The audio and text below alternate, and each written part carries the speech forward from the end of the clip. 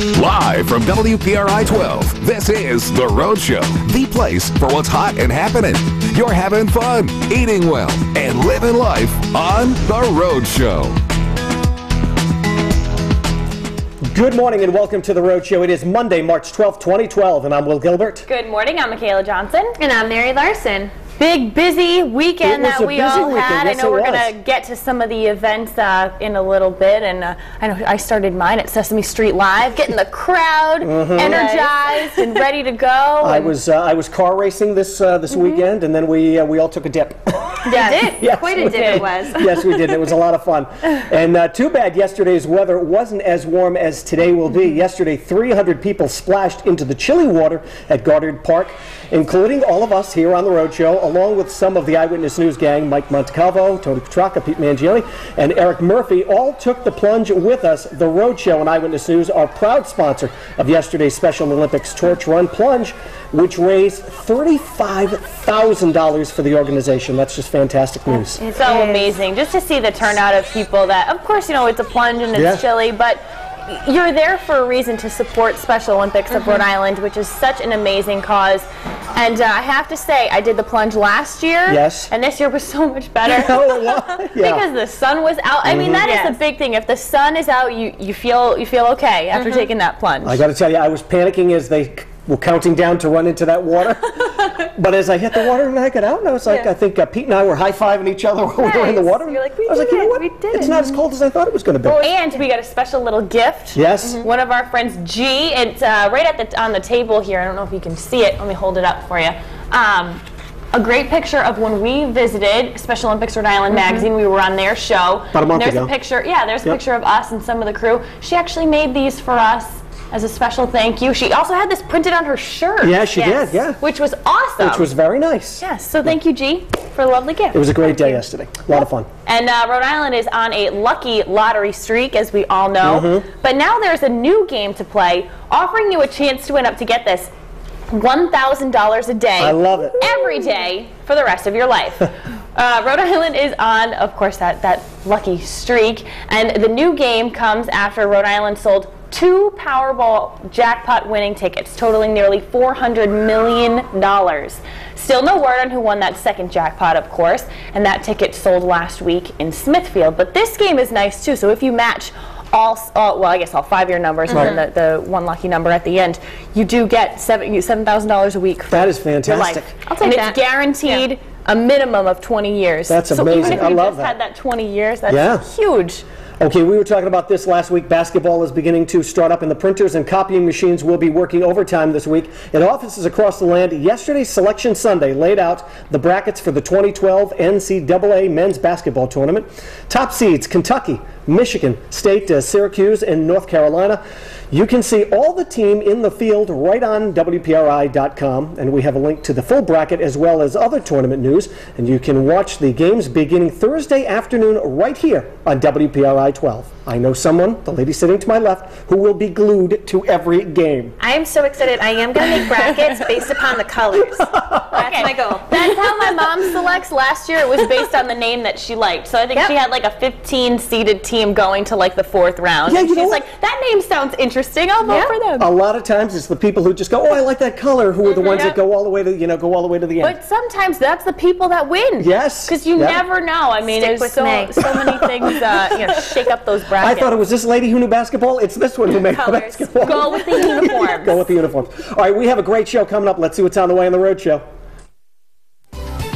We talk X Factor with creator Simon Cowell. With the Providence auditions just weeks away, he'll share his advice for hopefuls. And we ask him about the search for a show co-host. Well, I'm going to tell you exclusively. And in the kitchen, we're getting tips from the pros and a lesson in a hearty one-dish meal. We're making paella. Plus, at speeds up to 80 miles per hour on a tight indoor track, this is no Sunday drive. I'll take you for a ride to show you what it's like inside this auto race. Then Mary takes us to the track to show you how to cross-train to improve your fitness. Yoga has many benefits, especially for runners. It works on strengthening, breathing, and flexibility. By now, many of you have seen the Kony 2012 video that's gone viral, from government officials to celebrities. And many of you at home, the video has grabbed the attentions of millions.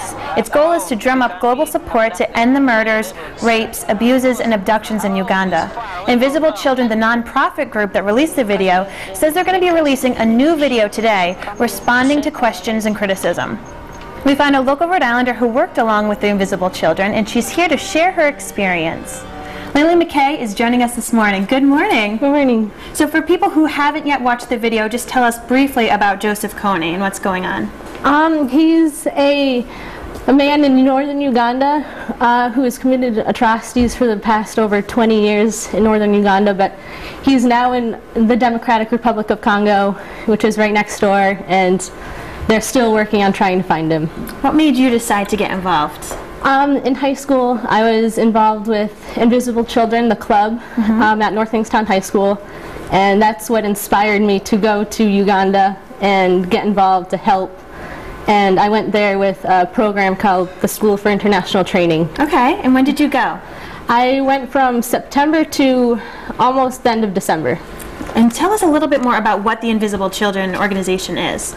It's this organization that helps the children who've been abducted, and it's helping northern Uganda sort of heal itself in a way. Good. Yeah. How about more about your experience? Who did you get to meet, and what did you get to do while you were in Uganda? I got to do research on how people respond and deal with people, well, specifically children with special needs and disabilities, which was very rewarding. And I do that here too. Oh, good, good. Yeah, you keep that passion everywhere. Now, did you find any children or any people who had been affected by the situations that we just discussed? Yes. My really good friend Brian was affected when he was 14 years old. He watched the LRA, the Lord's Resistance Army, burn his parents alive in their house, and to this day he's the sweetest person I think I've ever met. Like, he was my guardian angel while I was over there. Wow. Yeah. What do you want viewers to know about the people who live in northern Uganda? They are some of the most beautiful people inside and out. They are willing to go out on any limb to help you and to help you succeed in life. And they're just very beautiful people. How about people who want to help and participate? As I said, this video has now drummed up a lot of interest, and of course it's gone viral, and a lot of people now want to know how they can help. A good way to help is if you go to the Invisible Children website. They have lots of great ideas of how you can help. And to know a little more, Invisible Children is actually coming to URI on April 25th at 7 p.m. They'll be showing their new Kony 2012 video, and there's going to have a Ugandan actually there to help answer questions. He's lived through the whole thing. Wow. And it's going to be a great experience for them to come. What advice do you have to people who want to donate money, for example? If people want to donate money, I suggest that you do it if you have the money, but track the money, like to know where it goes, how it helps.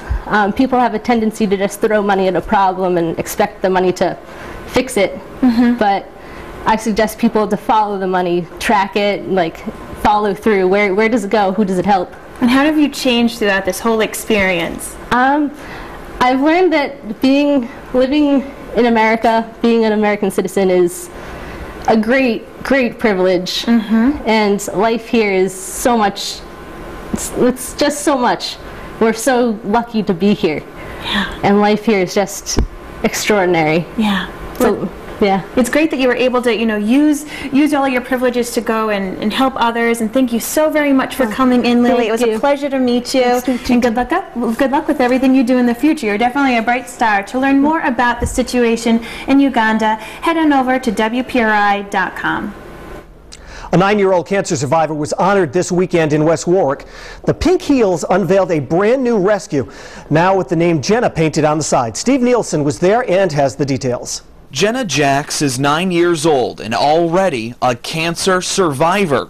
Less than a year ago, doctors found a malignant tumor in her brain. It had spread to her spine and the rest of her brain and seeded itself to grow. After operating, the family says Jenna is now cancer-free. It was just a breath of relief. we could actually breathe at that point. Heather Jack says her daughter is a fighter. She's spunky and sassy, and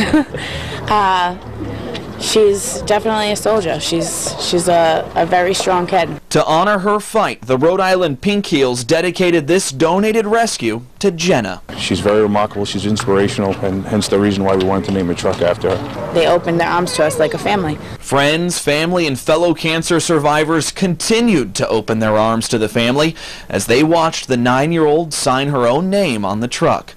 Then it was Jenna's mother's turn as she emotionally wrote a message to her young daughter, calling her a hero.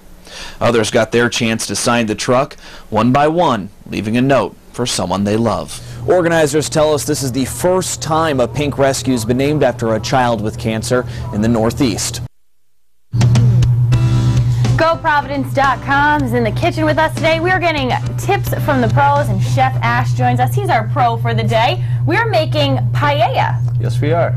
So tell us a little bit about, you have so many ingredients on this counter. Take us through them. Well, just a little bit. This is chorizo, which is a sausage used in the paella. Very important ingredient is the saffron, okay, which is very indigenous to Spain. Yes, it's one of the most expensive spices. Then we have some seafood around here: shrimp, mussels, clams, some chicken, fresh herbs, tomatoes, and some saffron rice. Wow, there's a lot going on. Now, what I like most about paella is that maybe you already do kind of, you have some leftover chicken, maybe you have some leftover rice, so it's kind of a great dish that you can, you know, throw everything in. It's a perfect dish to do that. And what else would you suggest for other ingredients? I mean, I know you're using the shrimp, the clams today. What are some other things that people might If people like fish, they can add some fish to it. Fish is a good part of the paella. This is the way we do it at the restaurant. A lot of people don't eat chicken. They don't need to add chicken to the paella or the sausage. Okay, so this is a very versatile dish. It's a very versatile dish, and you can add some vegetables to it, like eggplant, zucchini, some green beans, and asparagus go along good with rice. I bet, yeah, I can totally see that. Now, the amount that we're making today, roughly how many people will that feed? The portion we'll make right now in the next segment would probably feed about 3 to 4 people. Oh, okay, great. So it's a great family dinner dish. Yeah. And perfect for the next day, too? Exactly. Awesome. So this seems very, very simple, very easy. We're going to teach you how to do it coming up in a little bit, but for now, back to you. Each year, young women from across the country prepare to represent their states in the Miss USA pageant. Joining us this morning is the reigning Miss Rhode Island USA, Olivia Culpo. She's going to tell us about preparing for this year's competition and what she's been up to since winning Miss Rhode Island. Good morning. Good morning. You're so sparkly. I love it. We've got a lot of sparkles going on. Well, there's a lot going on over here. I love it. So what got you involved in pageants to begin with? Well, this was actually my first pageant, and growing up playing the cello kind of gave me an interest being on stage, and I also just wanted to test my stage presence and learn about more girls in the area, and basically just get to know myself a little more. So there were a variety of reasons. When exactly did when did the pageant happen? It was in September. So. And you just made the decision. You said, you know what, I've been on stage and. Yeah, and I started training in around June because it was about 3 months of preparation for the September pageant, and I just decided that I wanted to test my stage presence and see if being in front of people was something that I really enjoyed, and it turned out that it was something that I really enjoyed. And what has your experience been like since you won? It's been really fun. I've just met so many people, and just eye-opening experiences. Every new appearance I get something from it. I meet more people, more inspired people. I get to help others. I can't say enough good things about it, really. There's nothing bad about it. Now, you're just talking about being a musician. How did that help you, along this process of trying out? Well, definitely being in front of people, because I was comfortable being in front of people just from performing my whole life. And then just the payoff of hard work, sort of, in a way, it kind of relates to both of them. You practice and you get better with your instrument, and then with pageantry it's kind of the same thing. You practice and perfect how you can relate to others. Now, what are you up to now? You have Miss USA, the big competition's coming up later this year. When exactly is it, and what do you have to do between now and then? Okay, the pageant is June 3rd, and it will be held live on NBC. in Las Vegas, from Las Vegas. And to prepare, I'm just taking it one day at a time. I'm also in school, so I'm trying to balance that and get my wardrobe together, get my dress ready, physical training, and just soak up my time, the time of my reign, because it's going to be over before I know it, so I like to just be as involved as I can. Aside from training and preparing for Miss USA, what are your other commitments as Miss Rhode Island USA? Part of being Miss USA? Yeah. Or as Miss Rhode Island, what are you going to be doing? You know, are you going to be making different appearances between now and then? Of course. I'm actually playing the cello with my mother for the Autism Project in April. I just participated in the St. Patrick's Day Parade just yesterday, 2 days ago, sorry, Saturday. And there's always upcoming events. I've worked with the Maddie Fund, the Autism Project, like I said. I went to an awesome USO gala. So it's just a variety of different events. And you're balancing school at the same time as being a pageant queen right now. What exactly are you studying? I just declared my major in communications. Congratulations. I think you're doing a fine job at communicating. So thank you. You're welcome. Well, thank you so much, Olivia, for coming in. It's been a pleasure. So great to see you. Oh, likewise. And for more information on Olivia, and we're going to be cheering her on as she prepares for Miss USA, head to WPRI.com. The fourth running of the Coffee Cup indoor race took place at the Dunk over the weekend, and I was asked to go for a ride in one of the cars, and it may have been a good thing that I really didn't know what I was getting myself into. 96 teams from all over the East Coast came to race this weekend. One by one, the cars rolled out to hit the racetrack. As the midget race cars raced around the track, I suited up for the ride. We're ready to go. Then came the all-important instructions. Worst case scenario, if it's something that happens, it's not going to be good. Okay. Just keep your arms in. You're going to be safe and be belted in. Any final words beforehand? I'm really excited. I can't wait to get in the car. It looks like it's a heck of a trip. Then the moment of truth, getting in and buckled up. And it's always good to make friends with the driver beforehand. Will, how are you? Good. Nice to meet you. Nice to meet you. I just wanted to remind him to take it easy on him. Do I tell him before that I have a wife and kids at home? Should I tell him that I really don't care? Gentlemen, start your engines. The midget cars race around the track that has been sprayed down with soda for traction. With speeds reaching 80 miles an hour, you haven't lived till you race like this inside. And yep, that's me in that black helmet flying around the track inside the Dunkin' Donuts Center. Normally during the race, up to 20 cars will be on the track at the same time. My ride was over, and I think I did well. It was great. It was, almost like driving down 95 going around Thurber's Ave. But it was, a great ride. Taking those corners was amazing. As we flew around the corners, you could feel the tires like grabbing a hold. He was great. I'm glad we drove with him today. It was a lot of fun. But I had to check in with the expert. And how was I as, a passenger in the car? I'll tell you what, you weren't bad once you stopped crying. I mean, it was the first couple of laps, when you were screaming, and you know that Geico commercial with the pig down on the the street luge, and you kind of sounded like that, but once we got in the groove, you were fine. Driving one of these cars, you have to stay focused. Now, so imagine these guys having to go through 4 corners in a 4 to 5 second lap, and you felt the G-forces. You felt the way you get thrown around in the car. And the other thing is, when you stack them up, we had the whole racetrack, but when you stack them up, now you've got to give, because they're open wheels, you can't go throw it into the corner like I did with you, because there's a guy on the outside and you hit his wheel and you're going up probably into the second row. And driving indoor at this speed is like nothing you've ever done before. You really test yourself indoors because everything happens so quickly.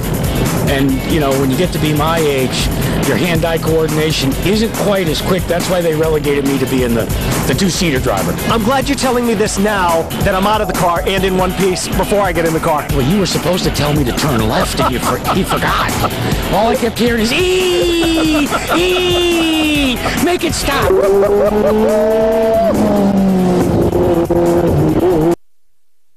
And the winner of the Coffee Cup race yesterday was Stuart Frazen. And for the record, I was not screaming like that, even though everybody may believe it. And you can watch the video that proves it on our website, WPRI.com. Still to come this morning on the Rhode Show, as Providence gears up for the X Factor Auditions, we are talking with the show's creator, Simon Cowell, and that is next. Plus, runners, listen up, cross-training tips to help you improve your race. You're watching The Rhode Show, and we're back in 90 seconds.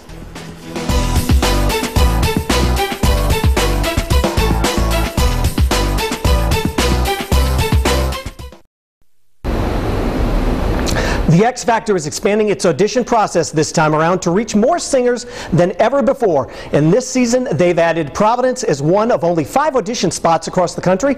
Joining us this morning to tell us more about the auditions is Simon Cowell himself. Good morning, Simon.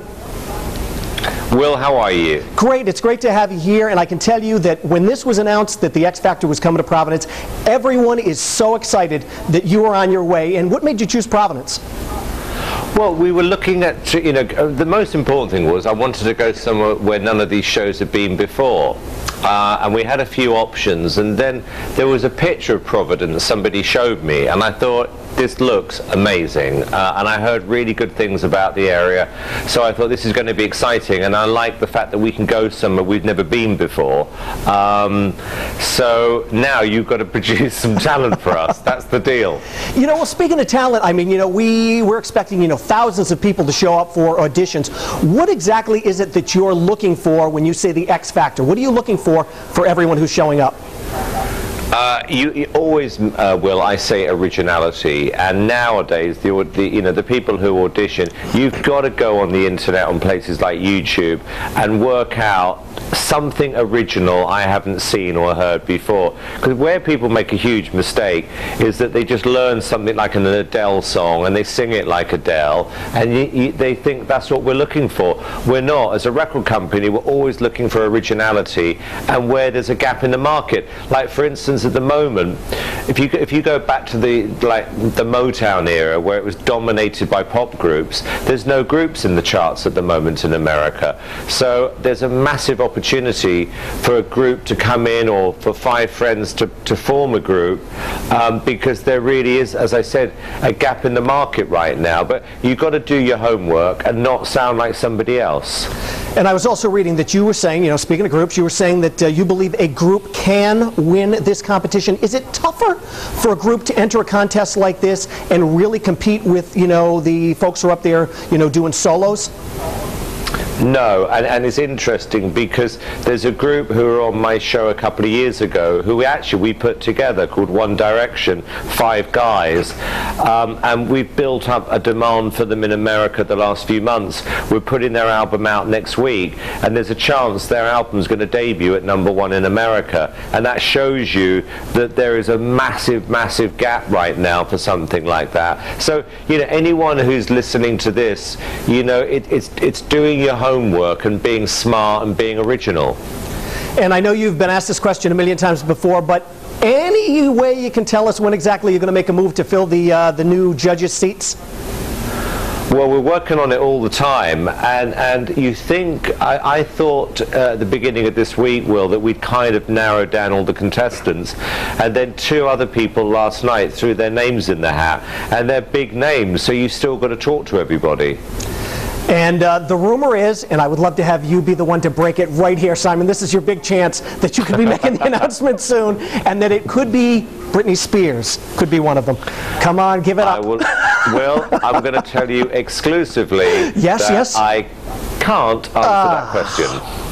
All right. I'd love to. And, you were saying this is your first time to Providence, and we are so looking forward to having you here in the city.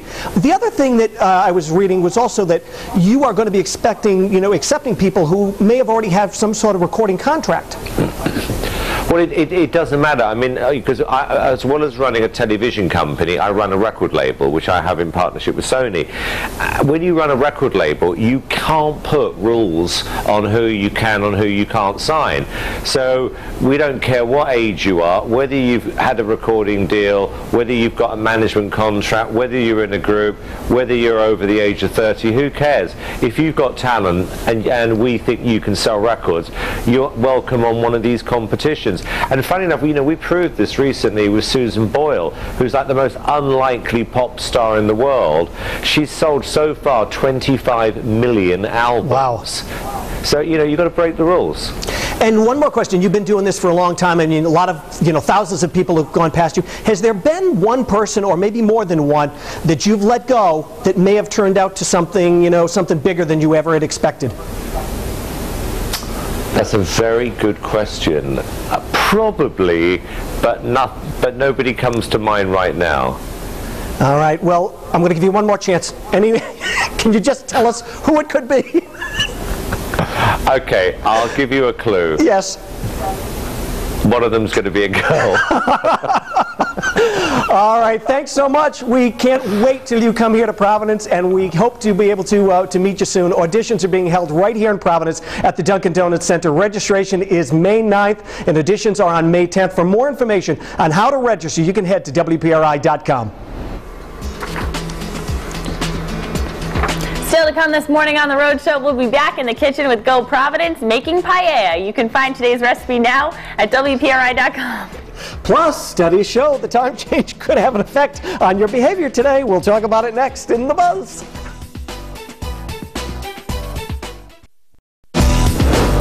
You're watching The Rhode Show on WPRI 12. Welcome back to The Rhode Show. This morning in The Buzz, yesterday we all switched our clocks to spring ahead an hour for daylight savings. And if you feel like you may be dragging a little today, it's probably not just in your head. Good. Studies have shown that it is the most dangerous day of the year, with a major uptick in accidents, among other things. The most common issue that occurs with the loss of an hour are traffic accidents, workplace accidents, not being able to sleep, heart attacks, and suicide. It's unclear if the time change is directly responsible. I really hope everyone has 2 cups of coffee then today. Something. They're going to need it. Do you feel a little off today? Because I mean, I know I do. More than usual. However, I also had a busy weekend, so I don't know. I'm sure it's a mix of the two, but when you lose that hour, I feel like you almost feel jet lagged. You do feel jet lagged. Like you're all thrown off, which I can understand. Maybe you're a little more lethargic in the morning, so you are getting in, a motor vehicle accident or something like that. You probably are a little thrown off, so I can see how this may be a problem for a lot of people. I actually had trouble sleeping last night because of the time change. I don't know if it was just. Are you nervous? Yeah, I'm nervous to be sitting here today. No, I don't know if it was knowing, the time change or what, but it doesn't seem like I can catch up. I feel really just like, today. Well, I'm the complete opposite. I am sunshine and moonbeams. I'm like ready to roll. I think, here's what I do though. On that sun, you know it's true. Sunshine and moonbeams. I can't get past that. She's rainbows and unicorns all the time. All the time. But I always take the time switch day as a low-key day. Aside from the plunge, I went home and I watched a movie. Yeah. And I told myself I need to go to bed at an early time, but I really took it easy. And let me tell you, I am one happy clam. This comes from a woman with no kids and no pets at home. That's how come she can go home and lay down and watch a movie. Well, good for you. So I can take a nap on this couch. I'll just curl up. But no, I think in a way, of course, it's great because it's a wonderful time for spring. Spring ahead, and now, of course, it's going to be later for longer. I know that got me last night. I think was that why you couldn't sleep either? Was the fact that the sun was out so much longer and you felt like you're winding down time? You going to bed at 7 o'clock? What are you doing? No, I'm saying. No, last night I went to bed at it was like 9:30, 10 o'clock. No, but I'm saying, you're up with the sun. Yeah. So then your winding down time is now pushed back and is later. She's stretching. I feel like you're a farmer. I'm questioning if that was part of it. No, I went to bed. I was in bed at 9:15, 9:30 last night. It was dark out. I was okay. I just couldn't sleep. I kept waking up during the night. I'm just nervous because a lot of people, they forget to change their clocks. Maybe that's what it was. Maybe something inside, because I know a couple of people that I already spoke to this morning. They used the alarm clock. They were late for work. That was my thing. I wanted to make sure, obviously our phones nowadays, they just change automatically. I had set my alarm on Saturday night to wake up on Sunday, and of course I set it before the clocks actually changed. So I was going to bed kind of thinking, I hope my time that I programmed in my phone, the phone knows, okay, have it really be, 9 o'clock or whatever it was. So you're programming yourself for that time. Exactly. Yeah. I didn't want that to throw it off in some way or another. So when I woke up to my alarm, it was kind of in a panic because I said, I hope it was the right time. I know. But isn't it nice now, last night the sun was out, so much later. This morning not so hot when you wake up and it is dark outside. But last night, and tonight it's going to be a beautiful day. You can go outside. Spring is on the way. I'm getting to sound like unicorns and rainbows over here. It's rubbing off on The flowers are blooming. It's the truth. No, it is great, and I'm wondering, you know, how other people are, because like you said, the weather's fabulous. Makes everybody, puts everybody in a good mood. If everyone else is in such a great They're mood. either in a great mood or they're cranky because they won. They won one extreme or the other. There's no middle ground on this one. No. So we put it up on Facebook and we asked our friends, you know, what do you think about the time change? And Amanda Marie said, why should we mess around with time in the first place? Why can't we just leave it alone? It was a good idea when we relied on candles to light up our houses back in the 1800s. But we have evolved. We don't need this. She's very, very strong about that. Jay Devani says she is super thankful for more sunlight. She doesn't feel it one bit. Hello, spring. I am welcoming it with open arms. I am too. And Donna Mitchell says, I've been dealing with the time change for 64 years now, and other than just a little more tired than usual, I'm okay. Yesterday was worse, and luckily I didn't have to work. Perfect. You too can weigh in by voting in today's poll. Do you feel affected by the time change? Yes, it's incredibly hard to adjust. Or are you like me? No, I just feel fine and dandy. Well, here's a look at some other topics that are trending online today. A North Dakota review of an Olive Garden restaurant has become a recent sensation on the web. 85-year-old columnist Marilyn Haggerty, you see her right there, mentioned everything from the menus to the decor and her servers. Well, the review has quickly become, get this, an internet sensation, surprising everyone, including the writer. Marilyn complimented her booth and the waiters and described their uniforms as white shirts, ties, black trousers, and aprons adorned with gold-colored towels. That was sweet. First there were snakes on a plane. Now there's penguins on a plane. Check out this viral video of penguins on a Delta plane greeting some passengers. When the plane reached cruising altitude, the pair took a stroll down the first-class cabin, greeting passengers who snapped and filmed the cuddly creatures. The penguins, named Pete and Penny, were heading to New York for the premiere of Frozen Planet, which is a new Discovery Channel documentary series. What adorable little celebrities. And our next viral video shows an opossum named Ratatouille, who shreds up the slopes like a boss. Liberty Ski Resort in Pennsylvania strapped the little critter to a snowboard and filmed him gliding down the hill. He even wore a ski sweater. The video has already been viewed thousands of times on YouTube, and Ratatouille is quickly becoming the latest internet star. I'll be posting these videos up on our Twitter and Facebook, and you can follow us at our handles below. I'll be back at the end of the show with your poll results. For now, back to the kitchen. Will? Thanks, Mary. We are back in the Rhode Show kitchen this morning. Chef Ash is here today from Vintage. We're making paella, and we're getting tips from the pros today on how to, you know, what to cook. And we have saffron here, right? How to utilize saffron in daily cooking. It's one of the most expensive spices or ingredients. And what makes saffron so expensive? I mean, so many, you know, people may not have usually cooked with saffron, but what makes it, you know, so expensive? It's very indigenous to Spain and the areas around there. The Indian subcontinent, and what makes it more expensive is it has to be picked at the right time. Okay. It's hand-picked. All right. So there's no commercialization of saffron. Hence, you pay the price of the labor that goes behind it. Yeah. So what I did here was I just took the liberty. This is a little bit of water. Okay. You can actually use white wine. You can use some stock, fish stock, chicken stock. I just warmed it up a little bit, and if you notice, I'm just putting a pinch in here. Is saffron a very, you know, a strong spice? I mean, you know, some spices you can put in and they kind of fade into, you know, the mixture. Is saffron much stronger? Saffron is a very strong spice, but it's used in elegant cooking. Oh. So if you just take a smell of this, it's a pinch that goes a long way. Yeah, you can really smell it. Yeah. But the bigger part about saffron is if I use too much, it's just going to overpower it. It's going to mask all the other flavors. So you lose the flavor of the original dish that you're making, correct? So if used correctly, it's a very rich ingredient to use in dishes. Okay. Now you putting it in the water with the saffron, is it to almost take the flavor of the saffron and so it's spread evenly over the dish? This enhances the flavor of saffron. All right. And like we add it to the water when we make the rice. Okay. Because of time constraints, we cannot make the rice and the pie at the same time, so I took the liberty of making the rice ahead of time. Gotcha. But this is the water or the stock we'll use to make the rice for the saffron dish, and we call it the saffron rice. Very good. Okay, so we have our saffron. We've learned everything we ever need to know about saffron from Chef Ash. So we have our saffron ready to go. We'll make the rice and get everything together. In the meantime, back to you. All right, still to come this morning on the Rhode Show, running season is here, but you can do more to improve your race than just hit the track. Up next, cross-training tips. And later, helping dads strengthen the bonds with their children, our parenting experts weigh in. You're watching the Rhode Show. We're back in just 90 seconds.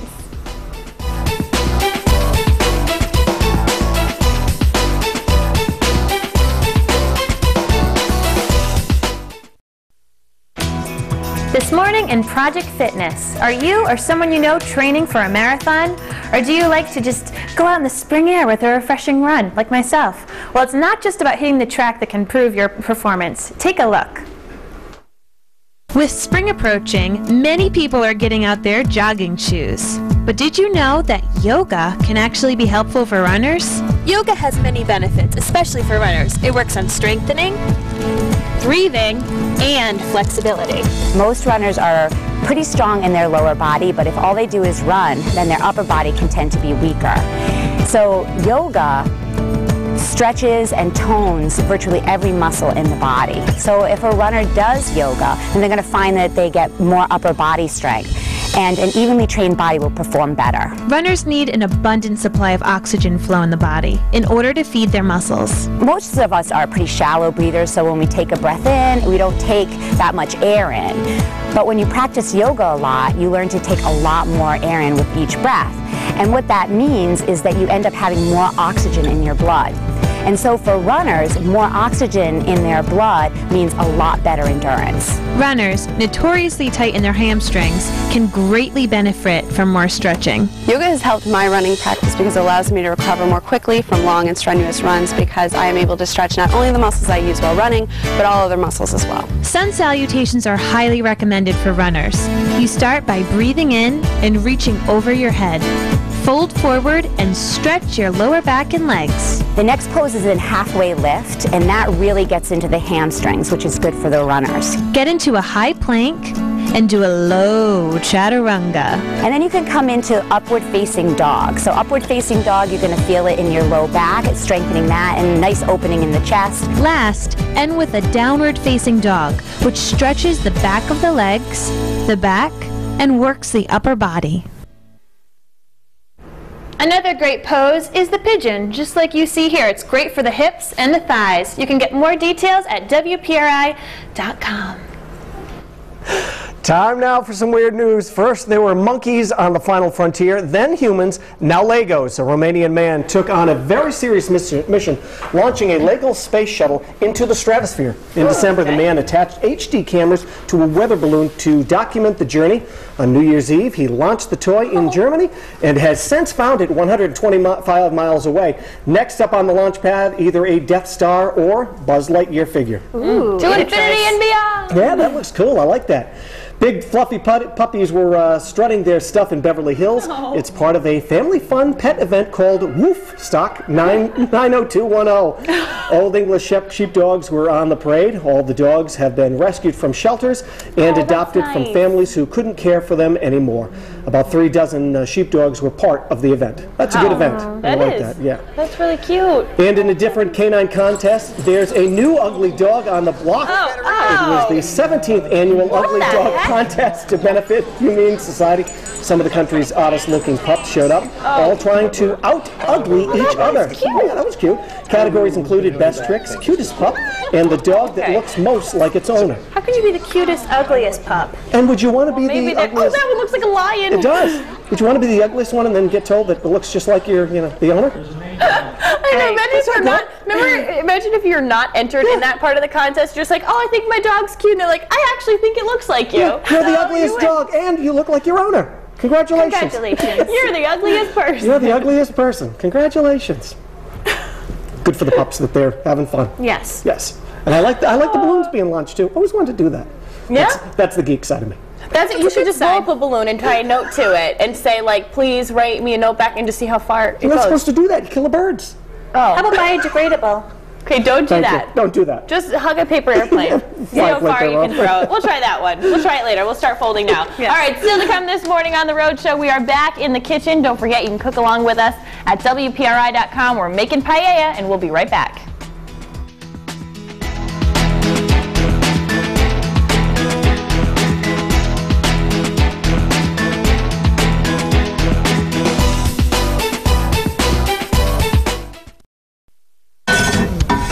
We are getting some tips from the pros today in the kitchen making paella, and Chef Ash from Vintage Restaurant is here, and we are getting things going already. We have the stove all heated up and ready to go, right? The stove all heated up. Let's start with the chorizo right in the pan, about half of that. Okay. And when you talk about, I'm guessing that's on high?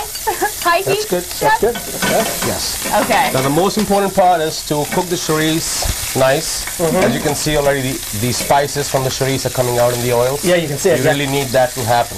Okay, for the flavor. That enhances the flavor of the chorizo. Excellent. You can go ahead with the onions. You can go ahead with some garlic. Okay. Again, this is your choice. You can add as much or as little garlic as your preference. And how much garlic are you gonna? About 2 spoonfuls would be good for this dish. Okay. And you can really smell it. I mean, it smells fantastic. Yeah, whenever you get When you onions have and garlic onions in and a garlic pan. cooking together, you know it's going to be good. Absolutely. And go ahead with some chicken. Some chicken. How much chicken we have here? We have about 2 cups worth of chicken here. All right. Put that in. Next Let's up. go ahead with the clams. Okay. Now, if you already have chicken, like let's say, I know we were talking about this earlier, you've had chicken the night before and it's left over, you just obviously wait to add it later on? Towards the end, yes. Just to make sure it's heated through. Let's go with the shrimp and some mussels. About half that shrimp would be fine. About half the shrimp? Yep. Okay. There we go. And is the shrimp already seasoned? I mean, I see some stuff going on in there. What is that seasoned with? All I did was I just marinated the shrimp with some fresh herbs and some of the red crushed pepper. All right, simple enough. All of these You can go ahead with the mussels. You can go ahead and season a little bit. Some salt, pepper. What's that, red pepper? This is red crushed pepper. This again is totally up to you, depending on how much you want it in there. You want it spicy, please go ahead and add more. Okay. You don't want it spicy, you don't have to add any. Perfect. I like that, especially too if you're making it for your family. Right, you never know. Just save it, put the red pepper on your own serving or something like that. Now this is where the saffron comes in, This is the saffron comes in. This is the saffron water that we made. Just gonna go ahead and add that. It's sizzling away. This is going to finish our cooking process of all the seafood and the chicken. Right. At this time, I'll just cover the pan for a few minutes. Nice. And how long will this? How long will this cook like this? About 2-3 minutes. It'll take. I mean, it might take a little more time to make sure the clams and the mussels are open. For the shellfish to open up. That's quick. But that's the whole idea of doing it. But if you cover it, it just fastens the process of the steam. Okay. All right. Excellent. So while we're waiting for that, tell us about Vintage Restaurant. What's going on there? You serve dishes like this? We have paella on the menu actually. Okay. We do a $10 menu night. Sundays, Tuesdays, and Wednesdays. Oh, that's good. Wow. Yeah, we have live entertainment Thursday, Friday, Saturday nights. Okay. Different bands from different areas that bring them some different crowd. We are doing a late night menu on Fridays and Saturdays, which offers you like a $5 choice of like 10 different items, sandwiches, pizzas, appetizers. Wow. And You're doing it all on a budget too, which I like. Which is good. I like. It's very friendly. Monday night's a $5 sushi roll night. Okay. So you can get sushi for $5 on a Monday night. And remind everyone where you guys are located. We are on South Main Street in Woonsocket, 2 South Main Street. The website's vintageri.com. We have a Woman of Wine coming up this Wednesday, which we do 4 courses paired with wines for $30. Oh, wow. Sorry, guys, it's only women. It's only women. That's okay. So we're out. We're left in the cold. Yes. We're left in the cold. All right, so this is cooking away. We'll go ahead and add some fresh herbs. Okay, what do we have here? We have some chives. Okay. The next would be some basil. And again, this all goes in your taste preference. You like more basil, you can add more basil to your dish. Okay. And, we were saying before we got on the air, I mean, a lot of people know I'm not, a lover of seafood. And you said you never had seafood I never had seafood growing up, but I love seafood now. Right, yeah. He's making up for all that lost time. He's making up for all the lost time, yeah. All right. Now here we have some chicken stock. Okay. Let's add a few spoonfuls of chicken stock in our dish. All right. There's a lot of different flavors going into this. Is this just going to thicken it up? I mean, what? This thickens it up too, and it also adds flavor to it. Okay. Is that? Yeah, that should be That's good. Okay. And it didn't take long for the shellfish to begin to crack open. And we're gonna add some rice. Maybe half of that rice should be good in here. Okay. And you said this was saffron rice. This is saffron rice. This Can is you find this at the market? I mean, well, this is just simple long grain rice cooked with this saffron water that we added earlier. Okay. I'm just gonna cover this to make sure this finishes. Excellent. Cooking. And I think you already have one. We have one ready to go. Yes, we have one. All right, let's take that out. We want to see that finished product. Oh my gosh. Look at that. I mean, look at all the colors. Talk about presentation, huh? All right. Okay, Wow. dig in. Oh, me? Okay. Well, I'll have some of the. We'll dig in on the Here side. we go. Let's see. We're going to give it a whirl now. This is the paella. Oh my gosh. And believe it or not, you can taste the saffron right away. That's delicious. Great. Wow. Ooh, nice little kick. If you want this recipe, you can head to our website, WPRI.com, and yeah, it has a kick. Today in The Modern Parent, the bond between mother and child is unbreakable, but fathers too play a priceless role in a children's upbringing. Here's some ideas to strengthen the bond between father and child. One of the best ways to become involved with your child is simply through communicating with them. Find out what their interests are and find ways to involve yourself. If you spend some time trying to get to know the things that they like to do, then they'll see that you are paying attention to them and they'll see that you're involved you're interested in what they want to do and you want to get involved. But just how much involvement is enough? It's really important as a father to understand that it's not about the amount of time you spend with them. A lot of fathers, because of job or because of location, aren't able to spend the amount of time that they may like, but it's not so much about that time, it's more about what they do with the time that they have. If you have 5 minutes a day to spend with your child, if you're using those 5 minutes in the best way you possibly can, that's going to mean the world to a child versus spending 20 hours with them but sitting in front of the TV with them instead. A parent's involvement will change as their child grows. When you're an infant, a dad's involvement is things such as cuddling them and hugging them and being close to them and showing them that you're part of their life. Whereas as you get older, it changes. When you're in elementary school, it might be getting involved in their PTA or maybe coaching a team that they're involved in. And then as they get older, once they're a teenager, it might be such things as just communicating with them, finding out what's going on in their social life, maybe helping them out with a science fair project or whatever the case may be. The Children's Workshop wants to remind parents to focus on the quality time you spend with your child, not just the quantity. For these tips, head to our website, WPRI.com. Coming up on The Rhode Show, we'll reveal the answer to today's web poll. Stay with us.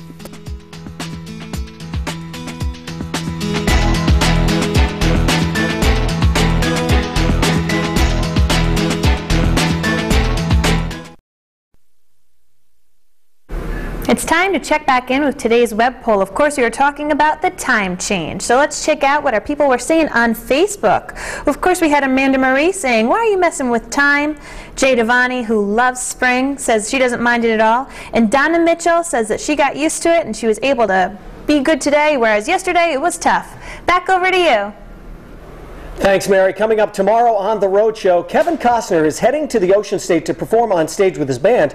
But before he does, we're talking to him about his love of music. Plus, spring break deals. It's not too late to book a great trip, and we'll let you know where to go. Thanks for joining us today on The Rhode Show. And for more information on anything you've seen here on the show, just head to our website, WPRI.com. We'll see you back here tomorrow morning. Have a great day.